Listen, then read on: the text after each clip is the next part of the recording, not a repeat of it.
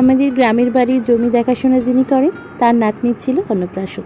তো এই রোদ গরমে পিহুলকে মায়ের কাছে রেখেই চলে গেলাম দুজনে মিলে। অনেক দিন পর গ্রামের রাস্তা ধরে ভারী ভালো লাগছিল। মাঝ রাস্তায় একটু গলা ভিজিয়ে নিয়ে আমরা রেডি হয়ে গেলাম বাকি রাস্তা যাওয়ার জন্য। খুব বেশিক্ষণের রাস্তা নয়, ওই মোটামুটি 1 ঘন্টার কাছাকাছি। তারপর আমরা গিয়ে সরাসরি পৌঁছে গেলাম তাদের বাড়ি। বেশ সুন্দর ডেকোরেশন করেছি, সাজানো গোছানো, আর গরম ছিল মারাত্মক। বাচ্চাটি তো সমানেই কাঁদছিল, খুব স্বাভাবিক, কাঁদবেই। এরপর চলে এলো আশীর্বাদের পালা। এই অতিরিক্ত গরমে এত লোকজনের ভিড়ে বাচ্চাটি কেঁদেই চলেছে।